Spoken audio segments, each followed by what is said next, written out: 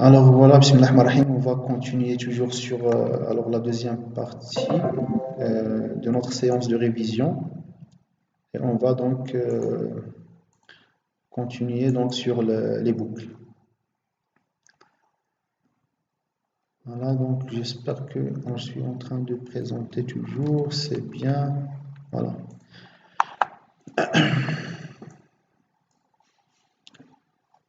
Alors, c'est quoi le concept de boucle? C'est le deuxième concept qu'on va voir dans cette deuxième partie. Alors, le concept de boucle, ça permet d'exécuter un traitement plusieurs fois, un même traitement. Donc, on a un traitement répétitif des choses que l'on va répéter. Et là, donc, on a le concept de boucle qui va nous aider pour ne pas répéter le traitement plusieurs fois nous-mêmes. Donc, dans le programme ou bien dans l'algorithme, on a une structure qui va nous aider pour répéter ce traitement-là automatiquement n fois, un certain nombre de fois. Alors, on va commencer par les boucles qui sont appelées les boucles pour fin pour. Alors, ces boucles-là, en pseudocode, on va déclarer un compteur qui est de type entier et on va commencer notre boucle pour compteur égale valeur de début jusqu'à valeur de fin. Et là, on aura un pas d'une valeur que l'on va préciser. Et là, on a des instructions à répéter. Supposons que je veux écrire à l'écran 1, 2, 3 jusqu'à 10. Je veux afficher les nombres de 1 jusqu'à 10, d'accord? Une solution, ça consiste à créer, écrire 1, écrire 2, écrire 3, écrire 4, écrire 5, etc. Jusqu'à ce que j'arrive à l'instruction écrire 10. Alors là, je vous donne un exemple pour bien comprendre le concept de boucle. Si je veux écrire les nombres de 1 à 10, je vais utiliser la fonction écrire pour écrire 1, 2, 3, etc. jusqu'à ce que j'arrive à la valeur 10, écrire 10. D'accord? Maintenant, j'ai une structure répétitive qui s'appelle les boucles. Ça s'appelle structure répétitive ou bien les boucles, qui va m'économiser un peu ces écritures-là. Au lieu de mettre écrire 1, écrire 2, écrire 3, jusqu'à écrire 10, je vais mettre une boucle et à l'intérieur, je vais mettre écrire une seule fois. Et là, je vais répéter cette écriture que je vais mettre ici un certain nombre de fois. Je vais prendre un compteur allant de 1, alors un compteur de type entier qui va aller d'une valeur de départ de 1 jusqu'à la valeur de fin qui est 10 avec un pas de 1, c'est-à-dire je vais à chaque fois incrémenter le compteur avec 1 et là je vais faire écrire la valeur du compteur.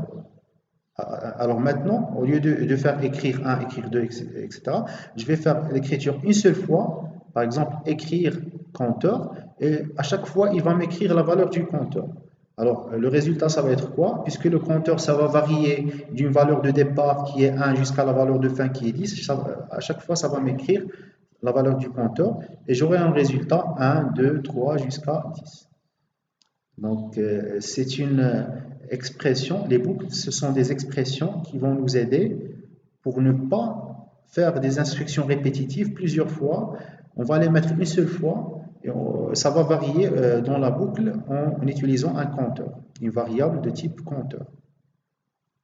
En VBA, on va mettre la structure équivalente lorsqu'on va traduire cette boucle pour fin pour. Alors pour, on va mettre for, compteur égale début fin. Alors pour le mot-clé jusqu'à, on va mettre to. Et là, automatiquement, on ne va pas mettre le pas, ça va automatiquement s'incrémenter avec 1. Pas la peine de faire le pas de 1. Alors ici, for compteur égale valeur de début to fin. Si vous remarquez ici, il y a juste traduction en VBA. Bien sûr, dans tous les langages de programmation, traduction des mots-clés d'algorithmique en anglais.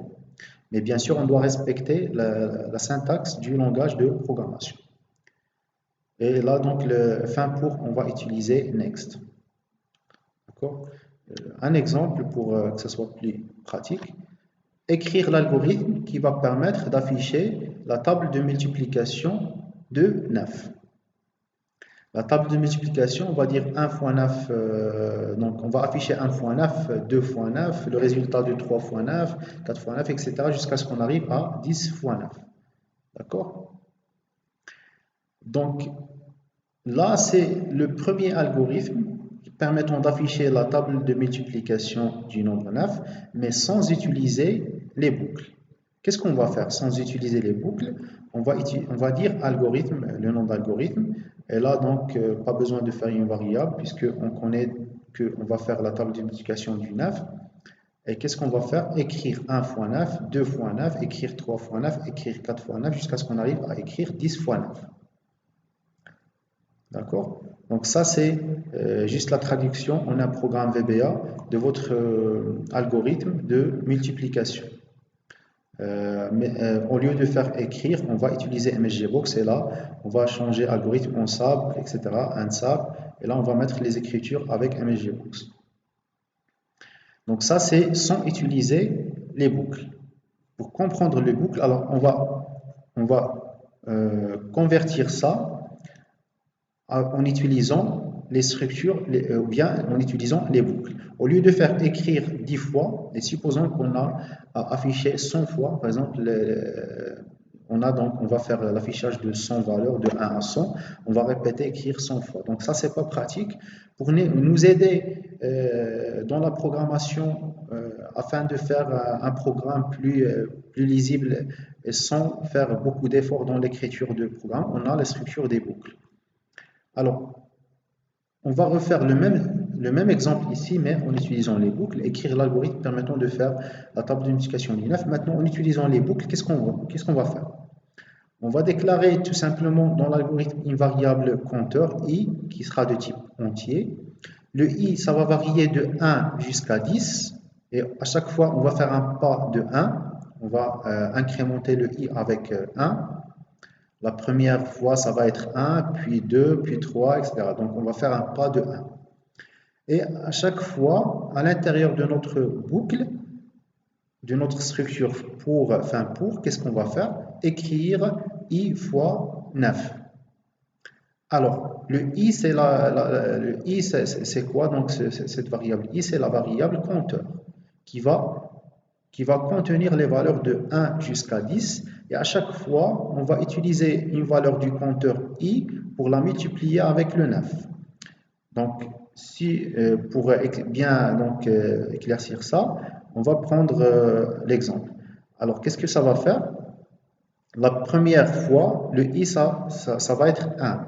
Donc, il va m'écrire 1 fois 9. La deuxième fois, i, ça va prendre 2. Il va m'écrire 2 fois 9. La troisième fois, i, ça va prendre 3, puisqu'on n'a pas de 1. Donc, on va écrire 3 fois 9. Et ainsi de suite, jusqu'à ce qu'on arrive à 10. À chaque fois, le i, ça va s'incrémenter et afficher un résultat à l'intérieur, ici. Et à la fin, on va écrire 10 fois 9. D'accord? Le résultat de l'opération de multiplication de 10 fois 9. Donc, automatiquement, cette ligne écrire, ça va être affiché combien de fois? 10 fois. C'est comme si on a fait cette écriture-là, écrire 1 fois 9, 2 fois 9, 3 fois 9, etc. Sauf que ici, on a essayé de rendre ce code-là plus court et plus lisible et plus pratique, donc en utilisant la notion de boucle. Alors, on a un concept très important en programmation qui est très utile, qu'on va voir par la suite l'utilité, dans un cas concret de la facturation, donc qui va nous permettre de répéter un traitement un certain nombre de fois automatiquement sans l'écrire cet nombre de fois. Si on a à faire un traitement 10 fois, on va le mettre dans une boucle avec un compteur de 1 à 10. Là, c'est la traduction tout simplement de notre algorithme en VBA, déclaration de la variable compteur, puis la boucle en VBA en utilisant for pour traduire i égale à 1 to 10, pour traduire le a, on va utiliser to, et là écrire c'est MSGBox, et fin pour c'est next. Donc, qu'est-ce que ça va afficher? Je vais vous montrer le résultat d'exécution. Alors, du premier exemple, en utilisant, sans utiliser les boucles, et du deuxième exemple avec les boucles. Alors, table de multiplication, voilà, bon, je vais faire comme ça pour donner plus de lisibilité. Qu'est-ce qu'il va afficher? Le résultat de 1 fois 9, le résultat de 2 fois 9, 3 fois 9, 4 fois 9, etc. D'accord? Bien sûr que une fois qu'il termine, donc le dernier affichage, ça va être 10 fois 9. D'accord? Bien sûr qu'on peut ajouter ici un message pour bien donner plus de lisibilité. Disons que 1 fois 9, 1 multiplié, donc 1 fois 9 égale 2 fois 9 égale, etc. Si on veut faire cet affichage-là, pour donner plus de lisibilité à l'affichage. J'exécute, il va me dire 1 fois 9 égale à 9. Et je peux rajouter les autres messages pour dire 2 fois 9 égale à 18, etc. Jusqu'à j'arrive à 10 fois 9 égale à 90. Donc ça, c'est sans utiliser les boucles. Et si je veux raccourcir, au lieu d'écrire comme ça, je vais écrire une seule ligne et mettre un compteur qui va se répéter. Et là, je vais déclarer une variable compteur de type int. Et là, je vais faire une boucle de i allant de 1 jusqu'à 10. Je vais répéter l'affichage de i de ce compteur-là fois 9. Et là, je ferme ma structure for de boucle. D'accord? Donc là, c'est le message à l'intérieur. Et là, c'est ma structure. Donc ça, c'est l'équivalent. Chaque fois, il me demande d'enregistrer. Je sais pas. Bon, ça, c'est l'équivalent à notre exemple ici d'affichage de 10 lignes pour afficher la table de multiplication. On peut raccourcir ça en une seule ligne, mais on doit utiliser la boucle. Voilà. Si vous voyez, donc ça va donner le même affichage ici. Et à la fin, ça va donner la valeur de 10 fois 9. Bien sûr qu'on peut aussi rajouter un message de concaténer avec le résultat. Ici, on peut afficher ici le message qui va contenir la variable i, concaténé avec le message fois 9 égale, concaténé avec le résultat. Voilà, 1 fois 9 égale à 9, 2 fois 9 égale à 18,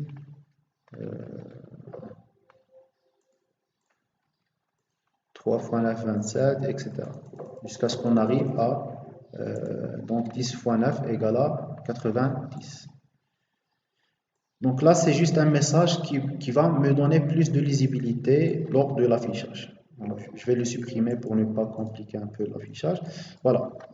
Donc, je ne sais pas si c'est clair, l'utilité d'utiliser une boucle, une structure répétitive, qu'on appelle soit structure répétitive, parce que ça va répéter un certain nombre de fois un traitement, ou bien une boucle. C'est clair cet exemple-là? Donc, ça, c'est l'équivalent. Ça, c'est l'équivalent à ça.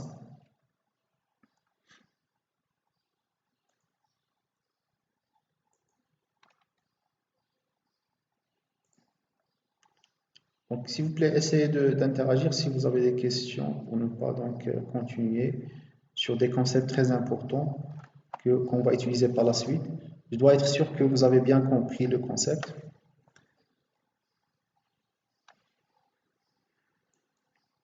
S'il vous plaît, c'est clair, vous avez des questions?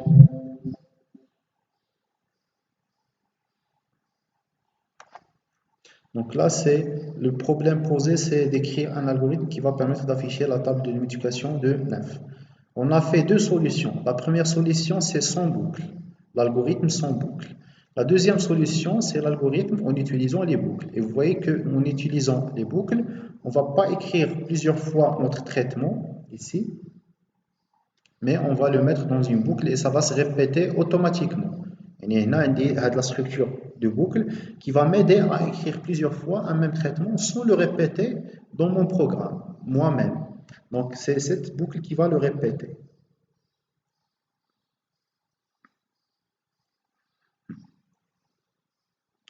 Ben, ça, c'est l'utilité ici, c'est pas dans 10 affichages ou bien d'afficher 10 fois, c'est d'afficher, donc, par exemple, si on a un traitement à faire 100 fois, bien 1000 fois. Donc là, au lieu de faire le traitement, de le répéter dans votre algorithme ou bien dans votre programme ici 1000 fois, on va faire une boucle qui va prendre la valeur, le compteur i, ça va prendre de 1 à 1000 et ça va vous afficher, ça va vous faire un traitement donc, qui est le même, que vous voulez répéter 1000 fois pour une variable qui va changer au cours de votre boucle. Par exemple, je vais afficher les nombres entre 1 et 100, 100 fois. Donc, je vais parcourir de 1 à 100 et afficher le compteur de 1 à 100. Sans écrire 1, écrire 2, écrire 3, etc. Je ne sais pas si c'est clair cet exemple-là de boucle.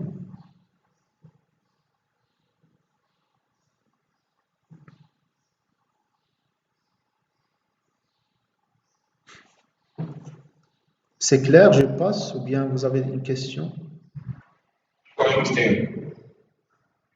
D'accord. Mais sinon, pour les autres aussi, donc, vous pouvez, donc si vous avez des questions, n'hésitez pas, d'accord? Pour ne pas passer, ça c'est important. Alors, maintenant, créer une feuille Excel contenant une liste commerciaux et de leur chiffre d'affaires, des ventes. Alors, on va créer on va utiliser avec Excel et en utilisant une boucle for, calculer les primes en prenant les mêmes cas de l'exercice vu dans la section des conditions. Alors là, on va mettre dans le fichier Excel un ensemble d'employés. Ça peut être 10 ou bien 20 employés. Et là, on veut faire un truc de comparer, de calculer la prime de chaque employé selon le chiffre d'affaires en utilisant ce concept de boucle. Alors, qu'est-ce qu'on va faire? Alors, je vais déjà créer le fichier Excel pour éclaircir. Alors,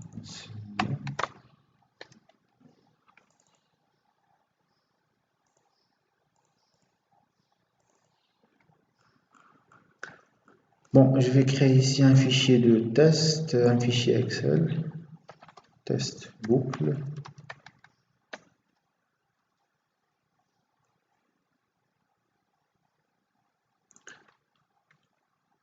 Alors au début, je vous ai expliqué un exemple qui est indépendant de Excel, indépendant de votre classeur Excel. Maintenant, nous allons donner un cas concret, par exemple, mais en utilisant les données sur Excel. C'est ça donc le point fort de VBA, c'est que le langage VBA s'est intégré avec Excel. On peut utiliser les données qui existent dans Excel et faire des tests sur ces données et faire aussi des boucles sur ces données.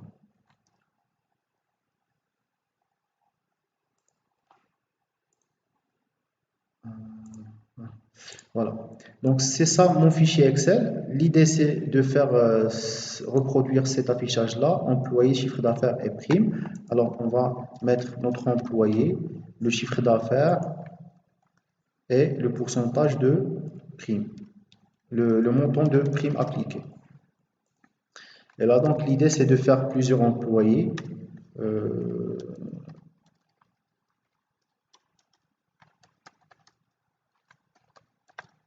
Etc. Donc, n'importe quel employé. Après, on va mettre un chiffre d'affaires.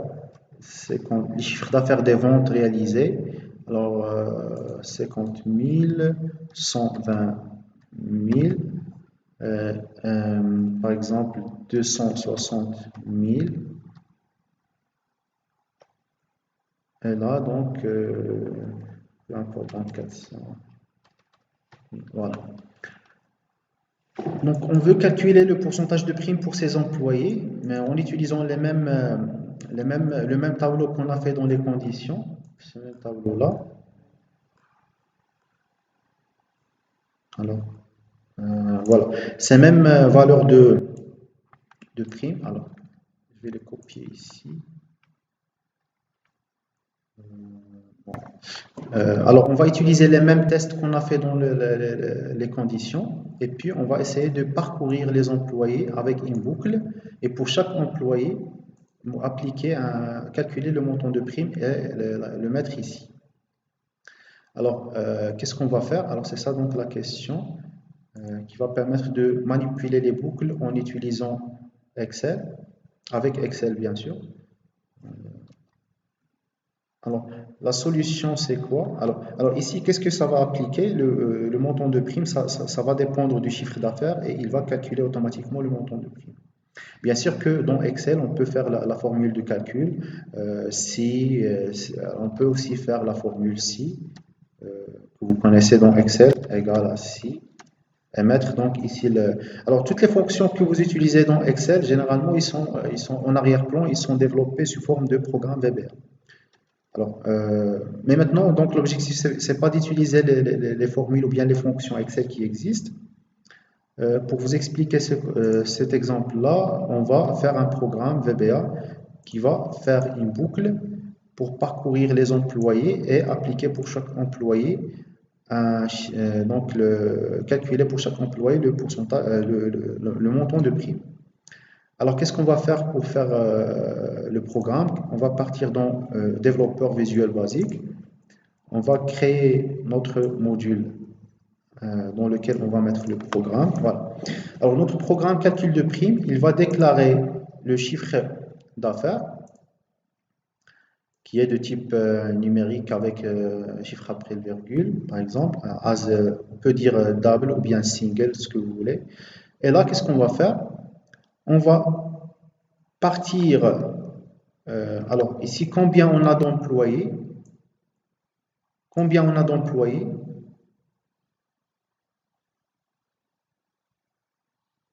Combien on a? 4 employés. L'idée ici, c'est au lieu de mettre à jour, au lieu de calculer la prime employé par employé, c'est-à-dire si on fait de la méthode traditionnelle, on va pour chaque employé, bon, on va pas mettre la boucle. Je vais, alors les parties en vert, on va l'ignorer. Bon, si on va pas utiliser les boucles, qu'est-ce qu'on va faire? On va récupérer le chiffre d'affaires. Bon, l'occupation de chiffre d'affaires à partir d'Excel, comme j'ai expliqué dans une vidéo, on va utiliser la fonction sales et l'indice de ligne, l'indice de colonne. C'est-à-dire si on veut par exemple récupérer cette cellule-là dans le programme VBA, alors si vous vous rappelez dans la vidéo dans laquelle j'ai commencé la programmation VBA avec vous, j'ai expliqué comment on peut à partir d'un programme VBA récupérer des données dans Excel. Par exemple, une donnée dans la cellule à la ligne 2 et à la colonne 2. Si je veux récupérer cette donnée-là, je vais indiquer cells, donc cellule, et là je vais indiquer donc la ligne et la colonne. La ligne 2, colonne 2, ça va me donner cette valeur-là, 50 000. D'accord? Si vous essayez d'afficher cette valeur-là avec un message box pour s'assurer, il va vous dire, pardon, alors si j'essaie d'afficher cette valeur-là,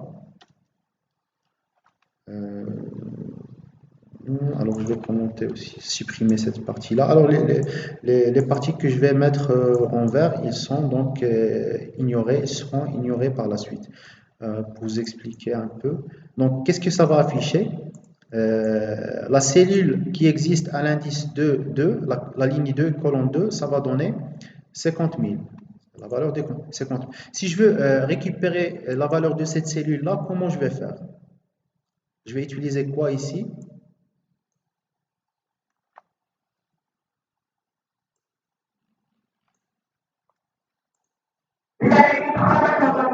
Très bien.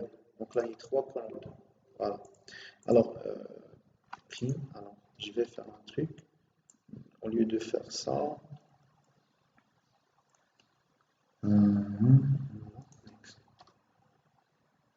je vais supprimer tout ça.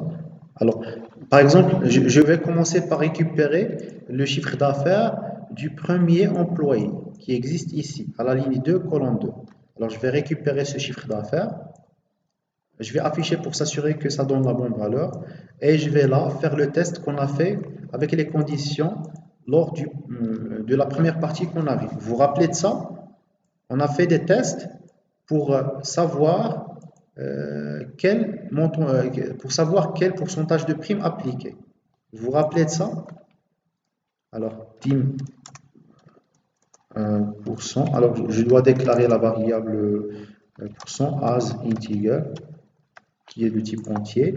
Et là, donc, on va calculer, je vais déclarer aussi le montant de prime. Prime as single ou bien double, ce que vous voulez, donc c'est juste des valeurs numériques. Sauf que single, ça contient des valeurs un peu, donc petites valeurs, et là, donc c'est des grandes valeurs. Mais on peut généralement utiliser juste ce type-là si on n'a pas un grand nombre, un très grand nombre. Donc là, pour le premier employé, si je veux calculer la prime pour le premier employé, qu'est-ce que je vais faire? Je vais récupérer son chiffre d'affaires. Je vais tester c'est quoi, selon des valeurs, pour savoir quel pourcentage de prime appliqué sur cet employé-là, qui existe à cette cellule-là. Et après, je vais calculer la prime et ensuite je vais écraser dans la cellule qui contient la prime, je vais écrire la valeur de la prime calculée. Donc cette cellule-là, ça existe dans dans quel emplacement, quelle ligne et quelle colonne? Alors c'est la ligne 2, colonne 3, point value. Alors je peux mettre la valeur de la prime que j'ai calculée. Ce qui est bien en VBA, c'est qu'on peut accéder à nos données qui existent dans notre fichier Excel avec un accès très simplifié en utilisant cette écriture-là, cells, avec l'indice de la ligne, l'indice de colonne. Et si je veux donc affecter une valeur, je vais dire point value égale la valeur à affecter. Si je veux récupérer les valeurs, je peux dire aussi point value. Je vais dire point value pour que ça soit plus clair. Si je veux récupérer ou bien affecter une valeur à une cellule, je vais utiliser cette écriture-là. Sauf que je dois changer ici l'indice de ligne et de colonne. Alors, je vais faire cette exécution-là. Qu'est-ce qu'il a appliqué? Le montant de prime, c'est quoi? Vous arrivez à voir mon fichier Excel?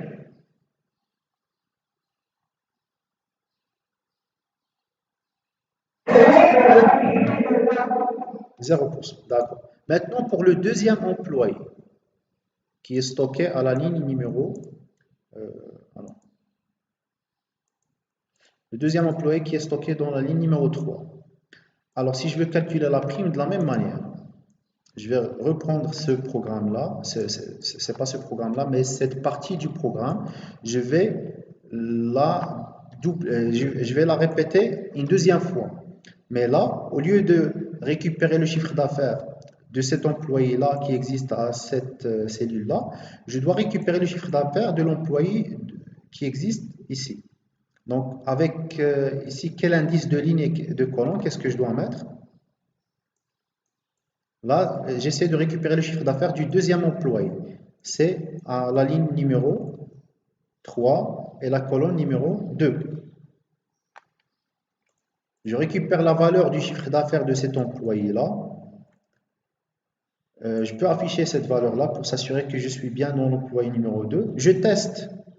Je fais le même test qu'on a fait dans les conditions. Si le chiffre d'affaires est inférieur à 100 000, je vais appliquer % 0. Sinon, si c'est supérieur à ça et c'est inférieur à ça, je vais appliquer 3. Sinon, si c'est supérieur à 250 000, j'applique 5%. D'accord? J'espère que je n'ai pas oublié. Voilà. Par la suite, je vais calculer le montant de prime. Et là, je vais écrire dans cette cellule-là le résultat du montant que j'ai calculé. Cette cellule-là, ça va être repéré par quoi? 16. Alors, qu'est-ce que je vais faire? C'est quelle ligne et quelle colonne?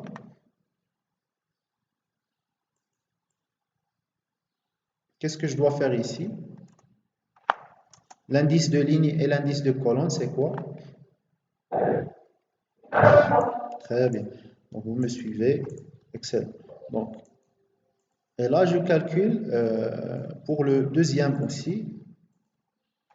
Si je reviens ici, vous allez voir qu'il a bien calculé aussi la prime pour cet employé. De la même manière, si je veux calculer la prime pour cet employé-là, je vais reproduire le même code qui va permettre de récupérer le chiffre d'affaires et calculer la prime et affecter la prime dans la cellule du chiffre, de la cellule de la prime. Alors, je vais reproduire ce même code-là. Et voilà, donc je vais faire un espace entre un entrée pour créer des lignes entre ces codes-là. Et maintenant, pour le troisième employé, qu'est-ce que je vais faire? Ben, je vais garder juste 3 employés. Pour le troisième, voilà, 4, 3.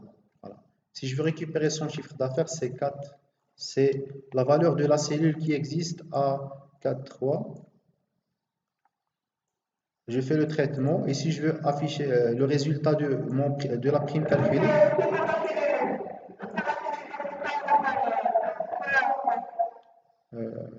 non, je suis trompé ici. Pour lire le chiffre d'affaires, c'est 4, 1, 2. AB, 1, 2. D'accord? C'est 4, 2 pour lire le chiffre d'affaires, n'est-ce pas? C'est la cellule 4, c'est bien 2, n'est-ce pas? Si je veux lire la valeur du chiffre d'affaires de cet employé-là, je vais accéder à cette cellule-là. Et cette cellule-là, ça existe à l'indice 4 pour la ligne et l'indice de colonne, c'est 2, la deuxième colonne. D'accord? Maintenant, si je veux affecter la valeur dans le montant de prime, 4, 3, très bien. Donc 4. Lorsque je vais exécuter, bien sûr que je peux exécuter d'une autre manière. Ça, c'est aussi, je l'ai expliqué dans la vidéo de programmation VBA que j'ai fait, la première vidéo de programmation. L'exécution d'un programme en VBA, bien, avant de faire l'exécution, un programme VBA, ça s'appelle en Excel macro. Si vous entendez parler de macro, c'est équivalent à un programme. Donc, c'est un programme VBA. Les termes, ils ont le même sens. Programme égale macro. Pourquoi je suis en train de vous dire ce mot-clé de macro? Alors, je vais vous dire pourquoi. Parce que généralement, dans l'Excel, si on veut exécuter un programme VBA, on va utiliser, dans le menu développeur, on va utiliser un bouton. Menu développeur, insérer, bouton. On va insérer un bouton quelque part que l'on va appeler par exemple calculer prime. D'accord? Bon, je vais mettre un bouton et ce bouton-là, je veux faire en sorte que lorsque je clique sur ce bouton, il va m'exécuter le code du programme. Alors, je vais faire tout simplement affecter à une macro. Je dis bien qu'une macro, c'est un programme que j'ai développé en VBA. Donc, j'affecte mon bouton à une macro que j'ai appelé calcul prime. Donc, c'est la macro que je viens de créer dans VBA qui s'appelle ici calcul prime. C'est mon programme, d'accord? Et donc, lorsque je fais comme ça, affecter une macro à un programme ou bien affecter, pardon, je reprends, affecter un bouton à une macro qui est un programme. Donc, qu'est-ce qu'il va faire? Automatiquement, il va faire ce qu'on a fait dans le programme, ce qu'on a programmé. Je clique, voilà, il va faire les calculs et il va faire exactement le traitement qu'on a programmé ici. Alors, je vais supprimer cet affichage-là pour ne pas afficher à chaque fois le chiffre d'affaires. On est sûr que maintenant, il a bien récupéré notre chiffre d'affaires. Pas la peine de faire l'affichage de ce chiffre-là. Alors, j'ai créé un programme en VBA. Ce programme-là, c'est en Excel, ça s'appelle macro, que je peux accéder à partir de ce lien-là. Ou bien on va laisser ce lien-là pour après. Bon, je peux l'affecter en utilisant un bouton, ici, insérer bouton dans Excel. J'insère mon bouton et je l'affecte à mon macro. Macro, ça veut dire un programme web. Voilà. Lorsque je clique, il va faire le traitement programmé dans le programme. D'accord? Et ici, qu'est-ce qu'il a appliqué? Le montant de prime, 5%. D'accord? Si vous voyez que ici, dans le troisième cas, il va faire le test, il va tomber dans le cas de 5%, puisque la valeur de chiffre d'affaires c'est 260 000, c'est supérieur à ça, et donc il va appliquer 5% et afficher dans la cellule 4.3, celle-là, il va mettre le montant de prime calculé. Maintenant, la question que je vous pose, combien de fois on a répété le traitement qui va permettre de récupérer le chiffre d'affaires, calculer et affecter dans la prime? Combien de fois on a répété le traitement?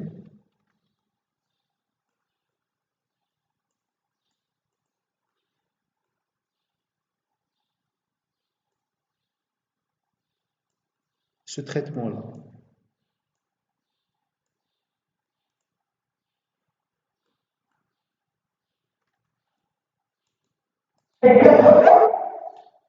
Combien? C'est-à-dire pour combien? Non, j'ai commencé à partir de l'employé qui est stocké. L'employé 1 c'est stocké à la ligne 2. Puisque dans Excel, ici, on va mettre une ligne qui contient les noms des champs, par exemple. Et donc là, j'ai commencé à partir de là jusqu'à la ligne 4. Ça veut dire combien d'employés on a traité.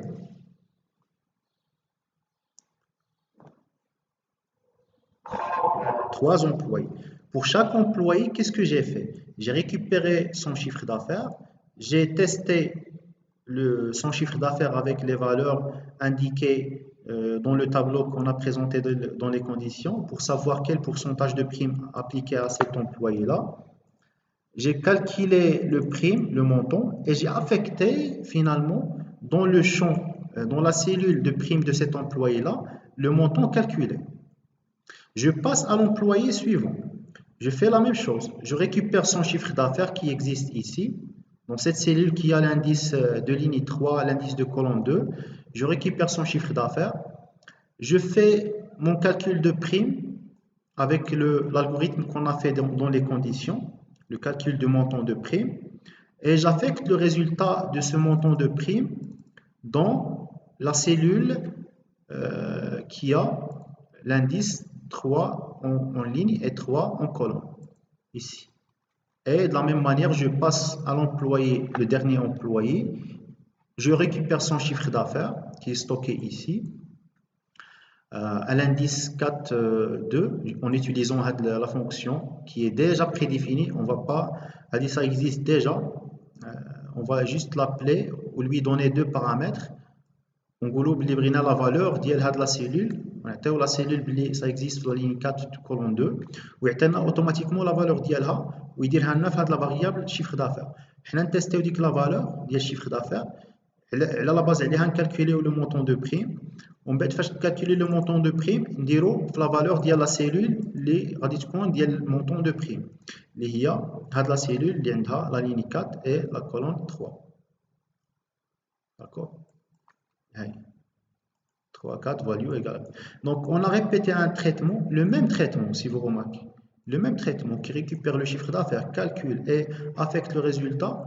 Le même traitement s'est répété combien de fois? Combien de fois?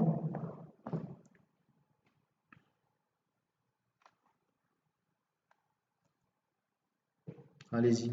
Combien de fois?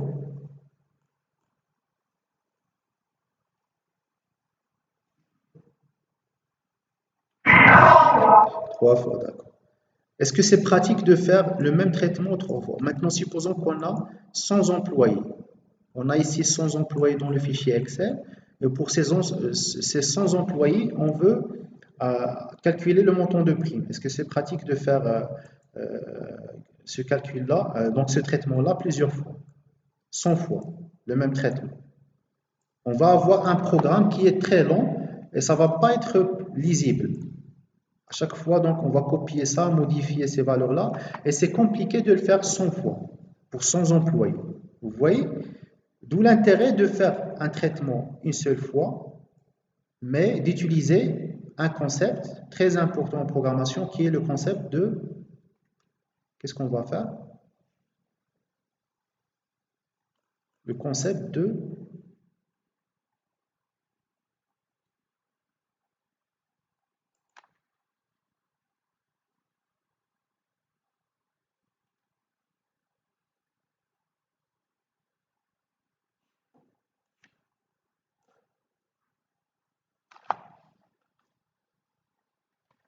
Je ne sais pas si vous arrivez à voir le problème ici, posé.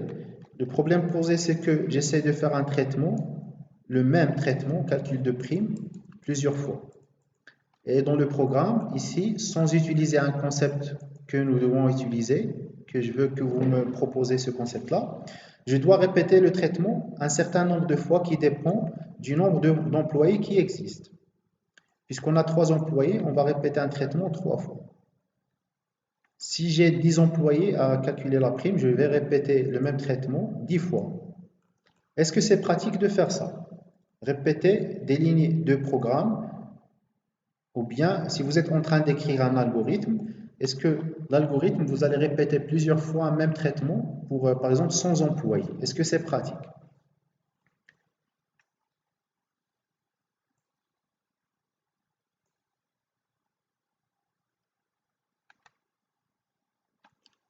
Allez-y.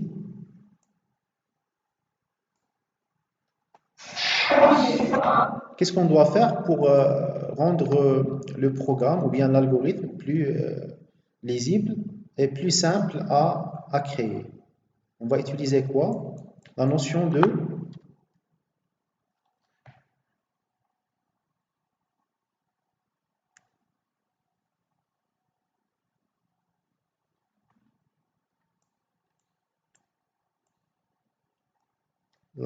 quoi? Voilà. Donc très bien, la notion de boucle. On va laisser un seul traitement répétitif que l'on juge que c'est le traitement qui se répète. Je vais utiliser une boucle. Alors, prenons une valeur compteur que je vais déclarer. Alors, je vais déclarer une valeur compteur, dim compteur as integer, par exemple. Et je vais faire une boucle compteur. Je vais utiliser un compteur, for compteur égale à. Je vais commencer alors ici à partir de quelle ligne? De la ligne 2 jusqu'à la ligne 2 jusqu'à 4. Je vais répéter un même traitement. Alors, je peux utiliser un compteur que je vais appeler compteur ou bien indice, ligne, c'est comme vous voulez. Égal à 1 to la ligne 2 jusqu'à 4, pardon.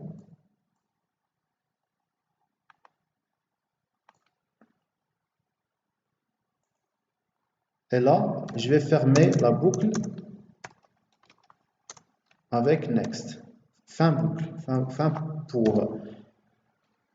Donc, qu'est-ce que je dois faire ici dans ma boucle? Alors, attention, là, ici, j'ai passé directement au programme sans faire l'algorithme, mais l'algorithme est aussi le même concept. On peut par la suite, je peux par la suite vous faire l'algorithme de cet exercice-là. Mais là, je suppose que, puisqu'on a fait beaucoup d'exemples en algorithme, on va passer directement à la traduction, c'est-à-dire l'algorithme, on va l'imaginer en mémoire et puis donc directement, on va passer à la création de programmes. Bien sûr que la première étape, ça doit être fait pour vous faciliter la création du programme. Souvent, essayez de faire l'algorithme sur papier. D'accord? Maintenant, on a dit qu'on va prendre un compteur qui va partir de numéro de ligne 2 jusqu'à la ligne 4 et automatiquement chaque traitement de ligne, ça va être répété dans une boucle, dans cette boucle-là. Et qu'est-ce qui va varier? Par exemple, pour le premier employé, ça va être à la cellule 2, le chiffre d'affaires c'est 2, 2. Le deuxième employé, le chiffre d'affaires, ça va prendre la valeur 3, 2. Et le troisième employé, ça va prendre le chiffre d'affaires 4, 2.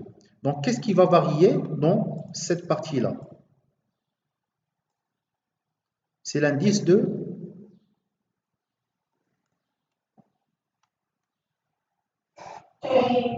L'indice de ligne. Alors, au lieu de mettre ici 2, qu'est-ce qu'on va mettre? Puisqu'on a fait une variable dans la boucle qui va prendre 2 à 4, donc automatiquement, on peut utiliser ici cette variable-là. La première fois, cette variable, ça va prendre 2, puis ça va prendre 3, puis ça va prendre 4. Pour pouvoir récupérer à chaque fois le chiffre d'affaires.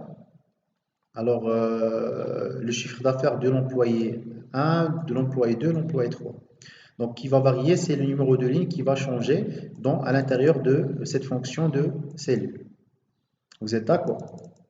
Et là, ça va être fixe, puisque toujours on va récupérer le chiffre d'affaires à partir de la colonne numéro 2. Et pour ici l'affectation de la valeur du montant de prime calculé, on va l'affecter dans quelle cellule? Au lieu de la laisser comme ça, qu'est-ce qu'on doit modifier ici?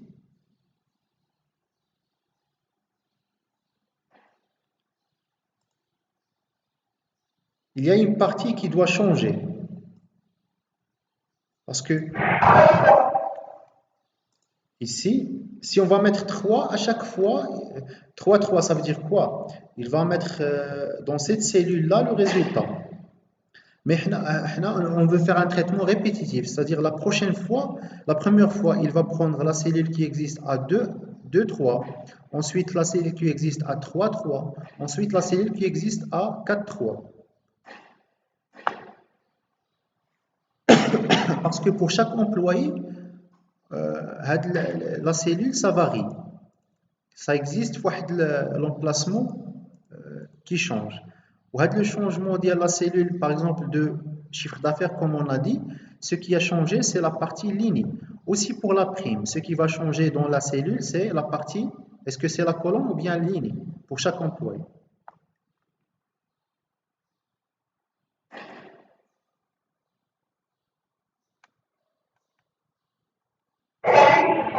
Voilà. Donc ici, qu'est-ce qu'on doit faire pour que ça soit évolutif? C'est-à-dire ce code-là, pour que ça soit exécutable aussi pour la ligne 3 et 4, pour ces employés, tous ces employés-là. Qu'est-ce qu'on doit modifier ici?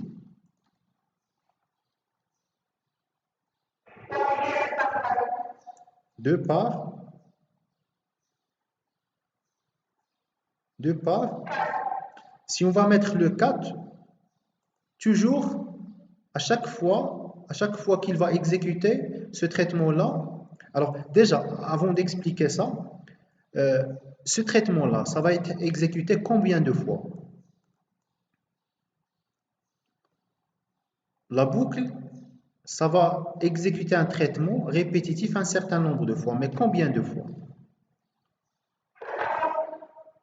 3. 3 fois, très bien. Parce que on va prendre un compteur qui va prendre la valeur de départ 2 et il va exécuter la boucle, le traitement ici, 3 fois.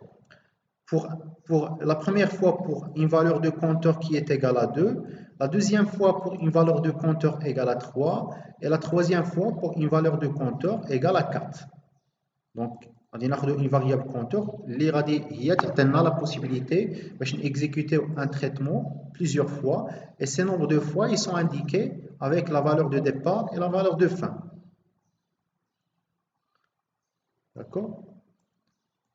Là, on va commencer par l'indice, bien la valeur de départ 2, pour dire que je vais commencer par la ligne numéro 2.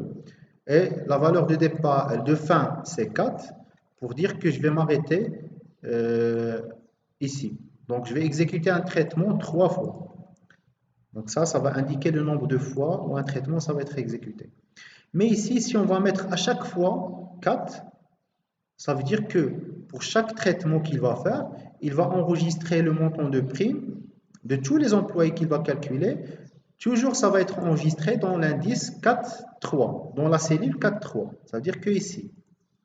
Et nous, on ne veut pas faire en sorte que pour chaque calcul de montant de prime, le mettre ici, mais on veut faire en sorte que pour la première fois le mettre ici, la deuxième fois ici et la troisième fois ici. Si je mets le 4, vous allez voir le résultat c'est quoi. Alors j'enregistre. Alors je vais vider ces champs-là. Qu'est-ce qu'il va faire? Tous les résultats, ils vont les mettre ici. D'accord?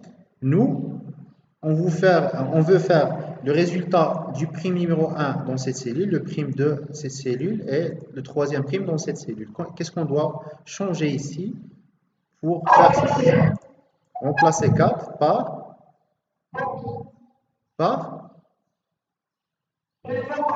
très bien. Alors, ce compteur, ça peut être n'importe. C'est juste un nom de variable. On peut mettre une variable qu'on va appeler ici un numéro de ligne, par exemple, pour que ça soit plus significatif. Un compteur, numéro de ligne. Et là, je vais mettre aussi ce compteur-là. Et là, je vais mettre ce compteur-là. Pourquoi le mettre ici?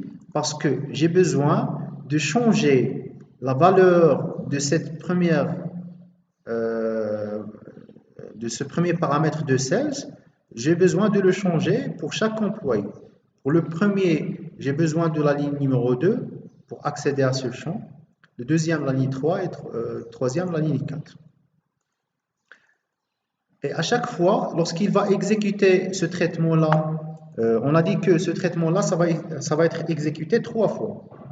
Pour la première fois, il va remplacer le numéro de ligne par quelle valeur?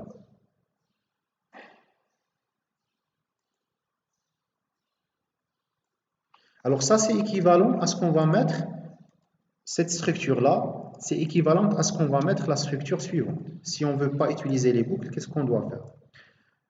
On va mettre la ligne 2, 2. Et aussi, on va répéter ça. Et on va mettre ici, pardon, alors je vais créer un saut de... je vais répéter ça, mais maintenant, je vais mettre quoi? Voilà. Je vais mettre, au lieu de mettre la ligne 2, je passe à l'employé qui existe dans la ligne numéro 3. J'accède à la cellule qui a l'indice de ligne 3. De la même manière, si je veux faire le traitement pour l'employé suivant, je vais changer cette valeur-là de cellule. Vous voyez que ici, si je ne veux pas utiliser une boucle, une structure répétitive comme ça, je dois répéter mon traitement 3 fois en changeant les valeurs dans cette fonction cellule qui va me permettre de, à chaque fois, de récupérer un chiffre d'affaires ici, ou bien ici, ou bien ici, et bien sûr aussi par la suite, affecter la prime ici, ou bien là, ou bien là. D'accord? Donc ça, c'est équivalent. Donc ça va répéter un même traitement 3 fois, si vous voyez. Et au lieu de faire comme ça, on va le mettre dans une boucle en créant un compteur, une variable qui va prendre les valeurs de 2 à 4. Et cette variable, ça serait utilisé à l'intérieur de la boucle pour à chaque fois récupérer un chiffre d'affaires donné et bien sûr affecter un prime donné à cet employé-là qui existe dans cette ligne-là. Donc de cette manière-là, alors j'exécute, si j'exécute mon programme, ça va donner les bonnes valeurs dans les bonnes cellules. Il ne va pas mélanger, c'est-à-dire les primes dans d'autres cellules des autres employés. Et ce qui importe ici, c'est que si je crée 100 employés, si je crée par exemple un autre employé,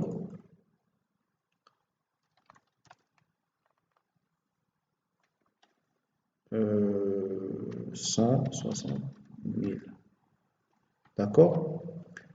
Maintenant, si je veux appliquer mon programme à cet employé-là, qu'est-ce que je dois faire? Qu'est-ce que je... سلام انا سي صغيري كي داير صافا تري بيان الحمد لله بارك الله فيك الحمد لله نكملوا دوزيام ديك Alors, je reviens ici. Si je veux que mon programme fonctionne aussi pour cette ligne-là, qu'est-ce que je dois faire? Ça ne marche pas si je clique alors pour cette nouvelle employée. Je vais rajouter un autre. un deuxième.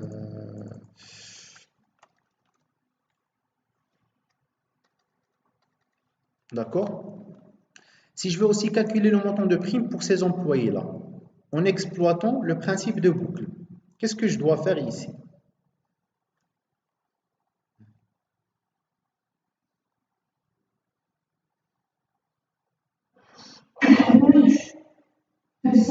Très bien.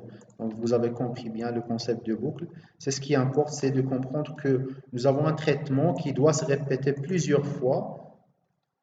Alors, on doit bien initialiser la valeur de compteur avec une bonne valeur de départ et une bonne valeur de fin. Ici, nous avons donc besoin d'initialiser avec 2 pour pouvoir utiliser cette valeur de départ pour un premier employé que l'on va utiliser. Parce que le premier employé, ça existe dans l'indice, dans la ligne numéro 2. Donc, on a besoin de déclarer une valeur de départ 2. Mais dans un autre contexte, peut-être que vous allez avoir besoin de déclarer la valeur de départ à 1 ou bien à 3, selon la donnée de départ, selon l'emplacement où vous allez trouver la donnée de départ. D'accord? Donc là, je vais ajouter jusqu'à 6 et automatiquement, il doit faire le calcul pour les autres employés. Et si j'ai 1000 employés, par exemple, je vais les mettre ici et automatiquement, je vais faire dans la boucle jusqu'à 1000. D'accord? Et lui, automatiquement, il va calculer la prime pour 1000 employés. Bien sûr, dans un cas concret, dans cette situation-là, on peut utiliser juste une formule si, et après, donc, on peut donc faire décaler la formule avec Excel ici jusqu'à ce qu'on arrive au dernier employé. Donc, généralement, ça, on peut le faire avec Excel, avec les formules. Pas besoin ici de faire un programme VBA pour faire ce calcul-là. C'est juste que j'essaie d'expliquer les boucles en utilisant des vraies données sur Excel. C'est pour ça que je vous ai donné cet exemple-là. Mais généralement, dans ce contexte-là, on n'a pas besoin d'utiliser VBA. On a besoin juste d'utiliser une formule Excel et puis ça va faire l'affaire. Par la suite, je vais vous donner dans le TP un besoin, là où on a vraiment besoin, on n'a pas la possibilité de faire avec Excel, on a besoin de la programmation. Voilà, donc est-ce que vous avez compris le concept de boucle?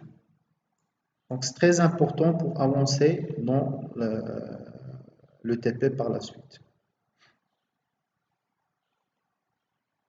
Bien sûr qu'il y a une autre structure de boucle, je ne vais pas l'expliquer maintenant parce que ça va prendre du temps, on est arrivé à la fin de la séance. Bon, je vais me contenter de cette première structure de boucle qui est largement suffisante pour travailler avec les boucles. On a bien sûr une structure équivalente, mais on peut utiliser une seule. Par la suite, je vais essayer de l'expliquer dans la prochaine séance, cette deuxième structure de boucle. J'avais déjà expliqué en fait dans le cours d'algorithmique, mais je vais essayer de le réexpliquer par la suite. Est-ce que vous avez donc compris ce concept de boucle qui va permettre de répéter un même traitement plusieurs fois? On a fait un premier cas de basique simple avec une variable simple que l'on veut afficher.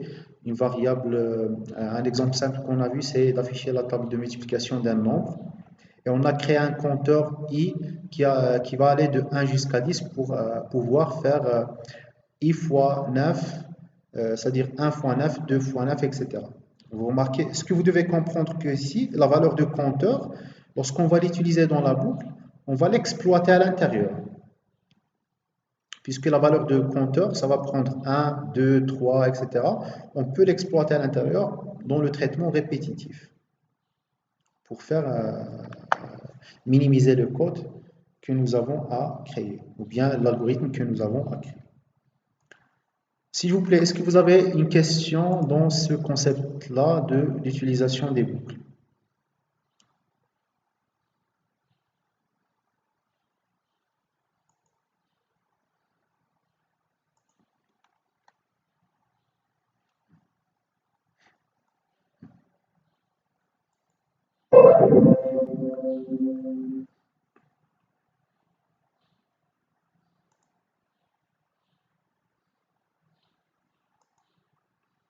S'il vous plaît, c'est clair le concept des boucles?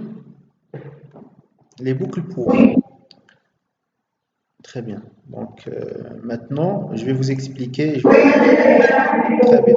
Alors, je vous explique juste un TP que je vais vous donner par la suite. Alors, d'ailleurs, j'ai déjà posté donc la présentation révision de la semaine précédente de cette séance-là qu'on a fait, les conditions et boucles. Je vous ai mis sur Classroom. Sur la présentation. Je vous ai mis le PowerPoint de cette révision d'aujourd'hui et des fichiers que vous allez utiliser pour faire un TP, préparer un TP. Je vous donne tout le nécessaire pour faire ce TP-là. Je vous ai donné le fichier Excel, les formules Excel qu'on va utiliser et le programme VBA nécessaire pour faire ce TP-là. Le programme que vous allez faire. Le programme, ça contient des conditions et les boucles qu'on a vues. Donc, les explications, il y a le concept de condition, le concept de boucle, vous allez l'utiliser pour le mettre en pratique dans le cas d'une facturation, dans le cas d'une facture avec Excel. Alors, je vous explique et après, donc, on arrête les coûts. Voilà, facturation avec Excel. C'est ça, donc, le fichier final qu'on aura après avoir réalisé le TP. Alors, je vais là. Je ne sais pas pourquoi on n'a pas de. Alors, l'idée, c'est quoi? C'est que vous arrivez à voir mon fichier Excel?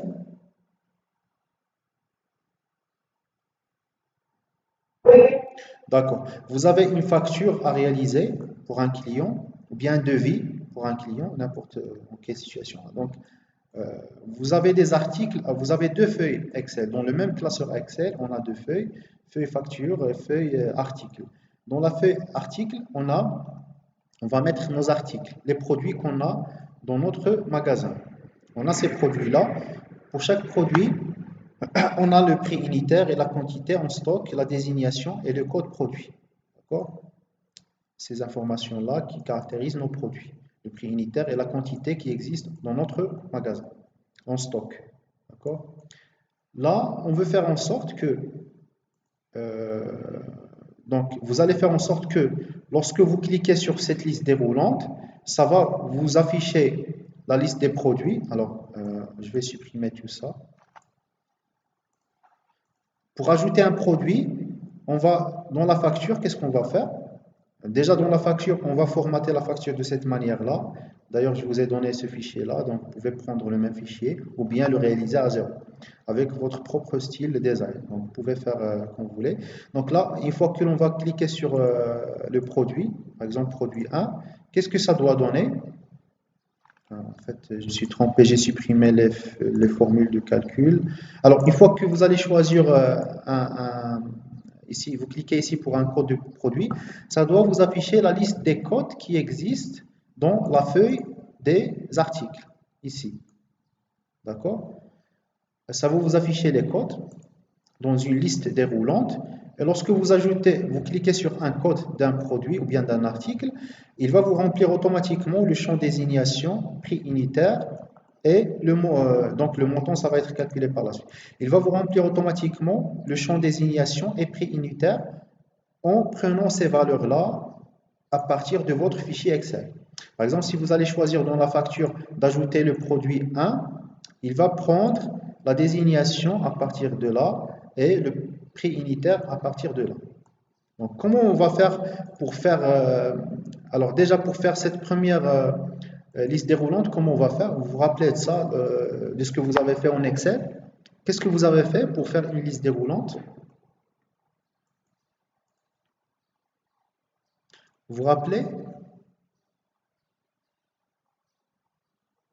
La validation de... درتو هاد القضية في الإكسل؟ ce truc-là?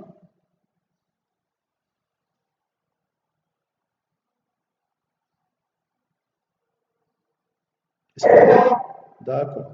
Donc là, on peut tout simplement, on peut faire, je vais vous montrer, on peut faire sélectionner, par exemple, on va dire que on va stocker des articles dans la facture à partir de cette ligne 6 jusqu'à la ligne 26.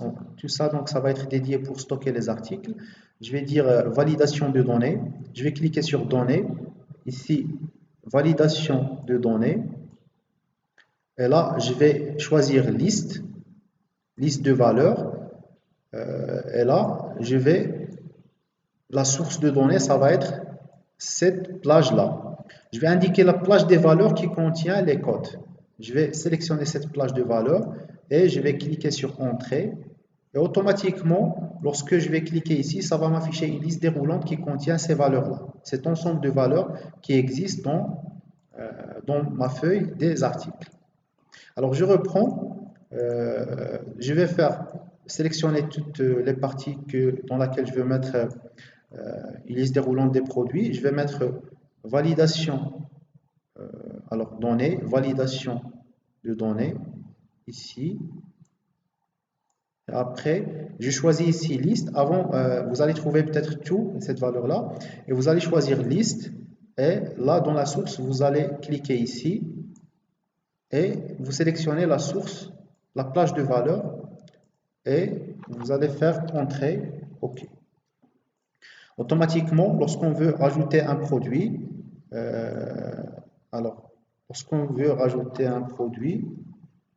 ça va me poser cette question. Donc, ça va me donner la liste déroulante qui contient la liste des codes. Et normalement, ce qu'il reste à faire, c'est que lorsque je sélectionne ce produit-là qui a ce code-là, ça doit me donner cette désignation, la désignation de ce produit-là. Et ça continue. Alors je vais moi-même, alors ça va me donner automatiquement la désignation et le prix, et je vais moi préciser juste la quantité, et lui il va calculer automatiquement le montant hors taxe. Je vais prendre un autre exemple. J'ajoute le produit numéro 3. Automatiquement le produit numéro 3, il va voir que sa désignation table pour ordinateur. Alors produit 3, table pour ordinateur. Son prix, il va le faire automatiquement. Il va le récupérer à partir de là. Si je fais un prix de, par exemple, 180, automatiquement, ça doit être modifié ici. Voilà. Donc, à chaque fois que je choisis un produit, il va me remplir désignation et prix. Et moi, il me reste de remplir la quantité du prix que le client va commander, deux unités. Et là, automatiquement, vous allez remarquer que le montant, ça va être alimenté. D'accord?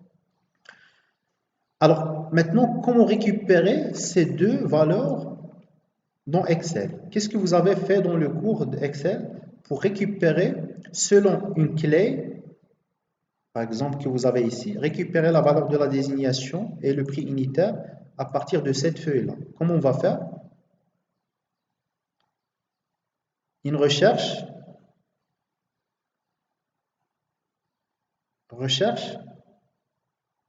Qu'est-ce que vous avez fait en Excel? Si je veux, pour un produit donné, par exemple, lorsque je clique sur le produit A4 ou bien A5, lui, il va me remplir sa désignation et son prix unitaire en récupérant ces valeurs-là à partir de ce fichier-là. Qu'est-ce qu'on va faire?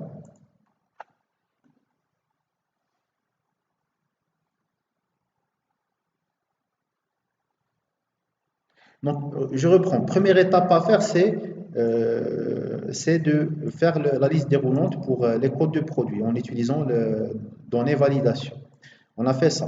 Deuxième étape à faire, donc ça c'était la première étape, c'est faire une liste déroulante. Deuxième étape, c'est que lorsque je vais choisir un produit, automatiquement, il doit me remplir désignation et prix à partir de cette feuille-là. Comment ça va être fait? Comment on peut résoudre ce problème? Qu'est-ce qu'on peut faire?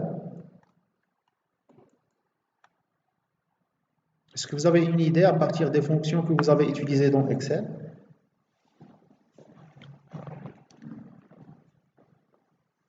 Vous avez certainement vu la recherche verticale horizontale dans Excel. Parmi les fonctions que vous avez vues, la fonction somme, moyenne, si, etc.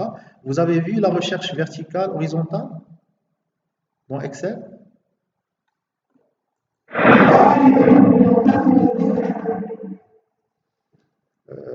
Vous avez vu les recherches V?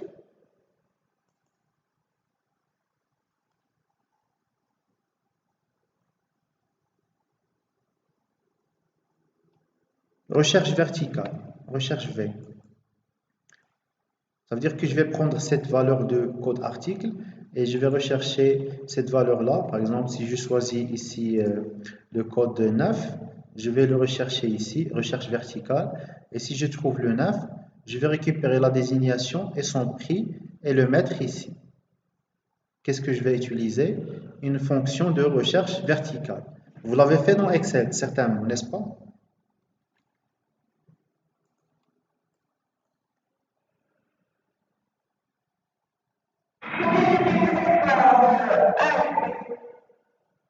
كيفاش؟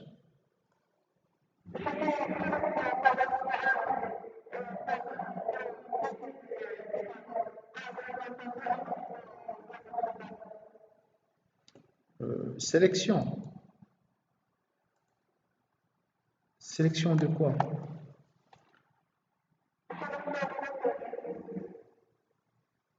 Oui, c'est ça. Mais pour trouver maintenant, la facture au début, c'est vide. Vide. Alors, je vais commencer, je vais vider aussi la partie quantité. Je vais commencer par le choix du code du produit. Alors, les produits, ils existent dans une autre feuille Excel, dans le même classeur. Lorsque je vais choisir le code 1, lui, il doit remplir automatiquement désignation et prix. Comment il va faire ça?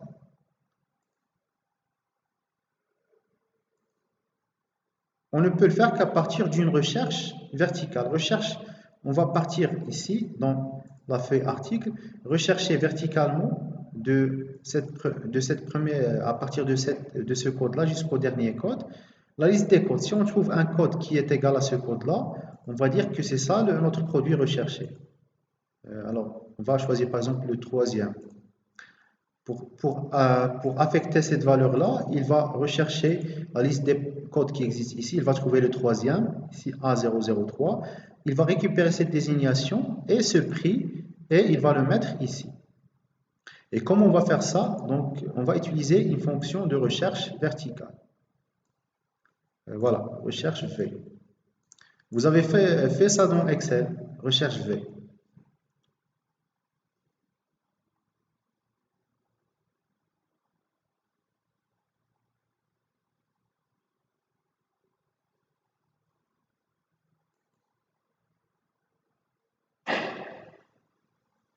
Oui, vous avez fait ça ou non? Juste pour savoir si je dois vous expliquer par la suite cette fonction de recherche, parce que c'est très simple après, vous allez voir. D'accord. Donc, je vais la réexpliquer. C'est très simple aussi cette fonction. C'est très pratique lors d'utilisation dans Excel.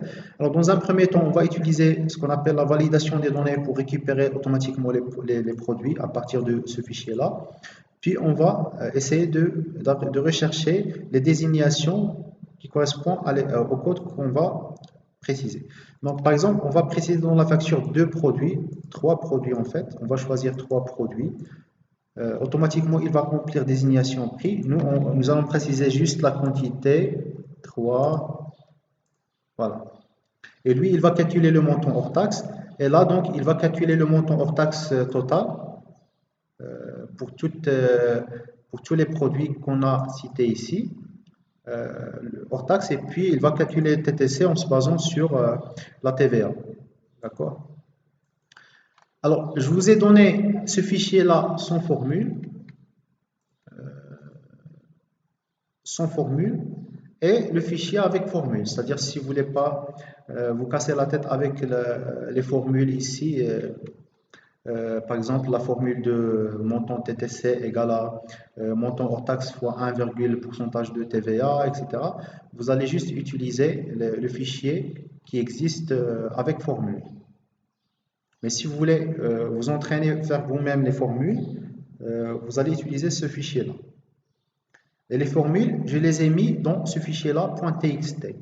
Pour chaque champ, j'ai mis les formules nécessaires. Par exemple, pour le montant hors taxe, la formule, c'est simple, on va multiplier la quantité fois prix unitaire. D'accord? Ensuite, tout ça, on peut le faire avec Excel. Les formules de calcul Excel et tout. Par la suite, ce qu'on ne peut pas faire avec Excel, c'est que lorsque je vais commander, bien sûr, il y a un truc qu'on peut faire aussi avec Excel. Si on a un produit qui a quantité stock égale à 0, par exemple le quatrième produit, on va afficher, alors je vais choisir un quatrième produit, il va m'afficher que rupture stock. Là, on peut le faire aussi avec Excel en utilisant une condition si, la fonction Excel si. D'accord? Donc, si j'ai rupture de stock, un stock pour un produit qui contient 0, je peux faire ce contrôle-là avec Excel, avec une fonction si, et j'affiche ici rupture stock si la quantité ici est égale à 0. Pardon.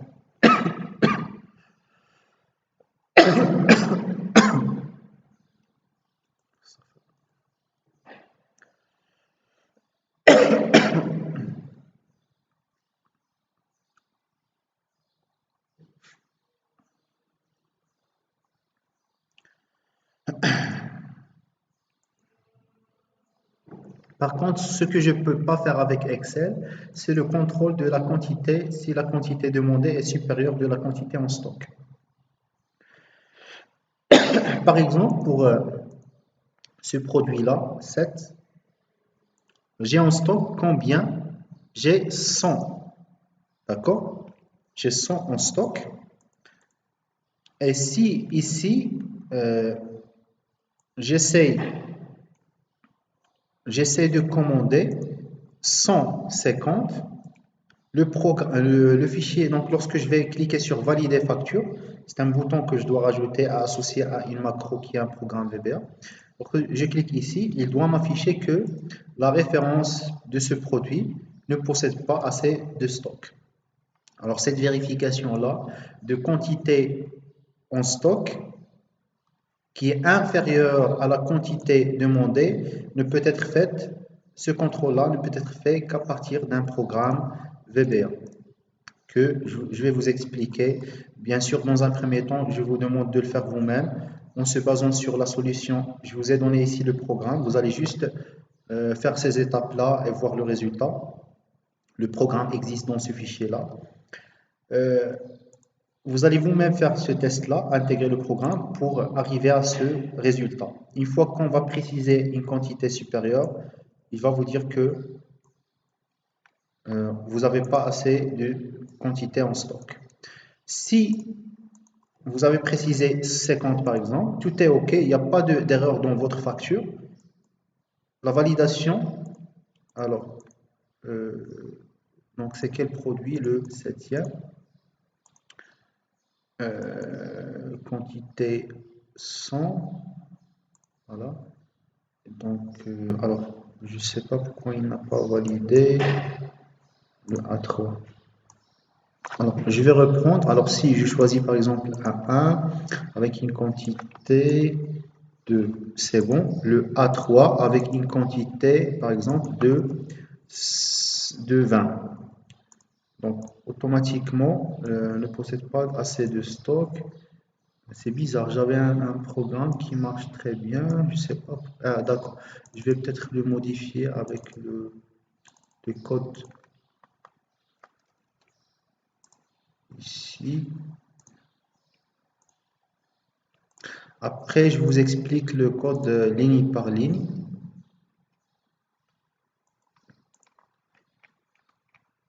Alors, ici, donc, si la quantité, si je trouve,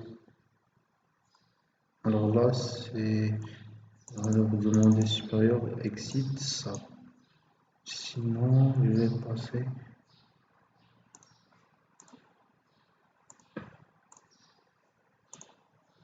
Alors pour 1, le produit 1 ne possède pas assez de stock. Alors le produit 1, une quantité 1.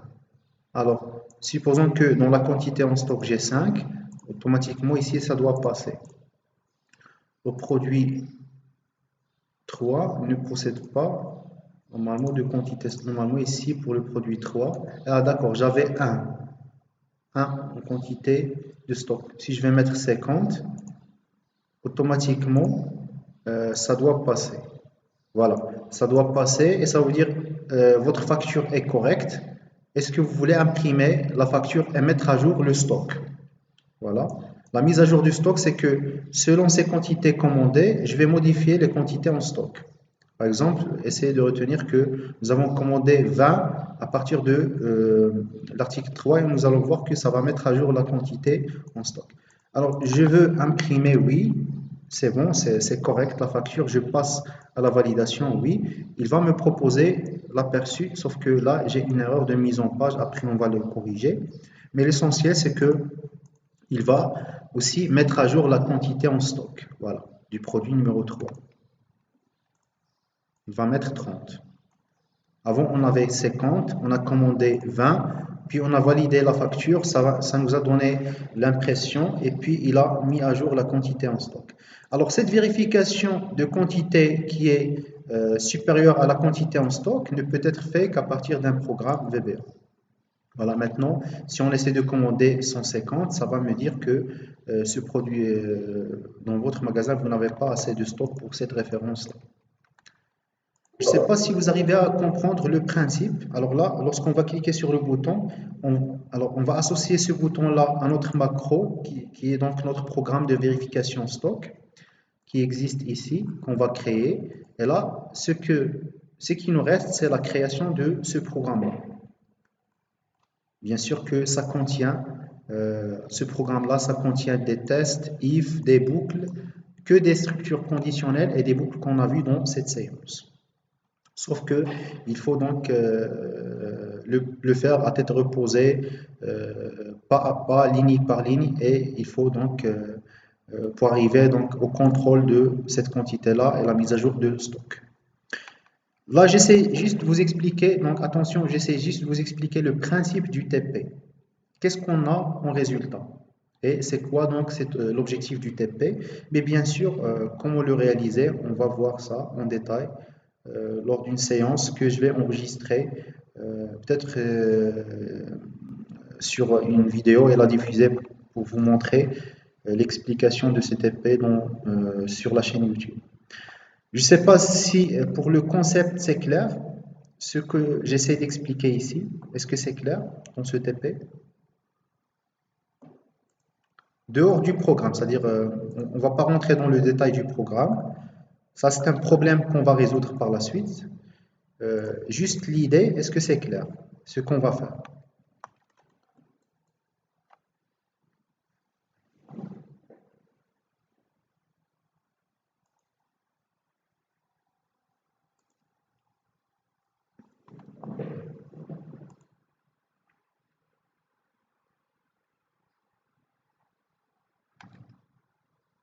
C'est clair l'objectif du TP? Alors, vous avez des articles, une facture, vous allez essayer de rentrer des articles et cliquer sur valider la facture pour contrôler si la quantité que vous avez ici ne dépasse pas la quantité en stock. Donc ça s'appelle facture automatisée. Alors on va dire que l'on a automatisé le contrôle de quantité stock en utilisant le programme VB.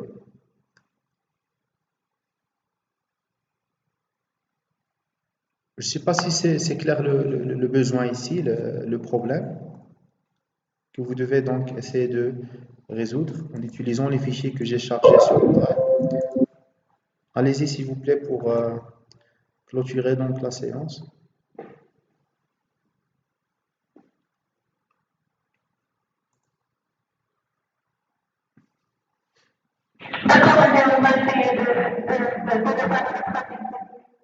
Pardon?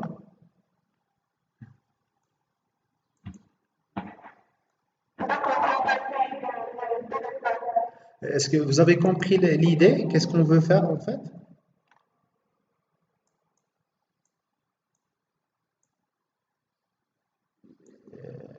Si vous comprenez donc ma question, donc vous pouvez le faire par la suite. Bien sûr, moi-même, je vais vous expliquer la solution. Je vais vous présenter la solution.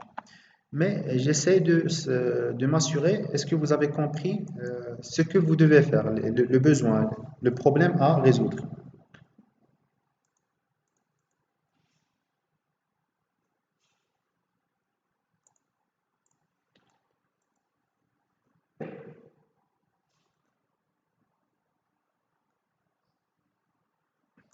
Donc là, c'est juste cet exemple-là, c'est un exemple concret pour vous dire que dans Excel, des fois, on peut faire l'affaire avec juste les formules Excel, les fonctions qui existent par défaut dans Excel, mais dans certaines situations, on a besoin forcément, obligatoirement d'utiliser la programmation.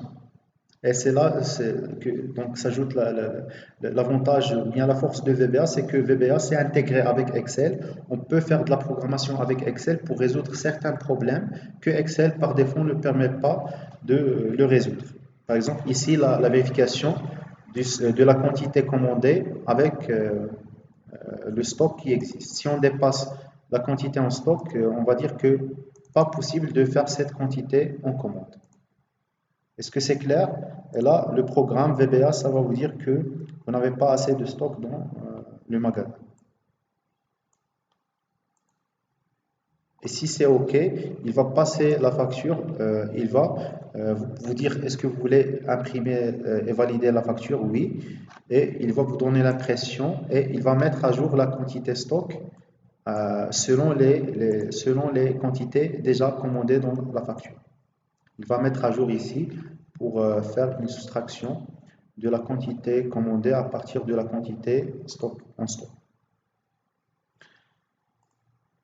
Si vous avez des questions, n'hésitez pas dans la séance qu'on a fait de cours, des conditions des boucles, ou bien dans cette explication de TP que vous allez faire par la suite.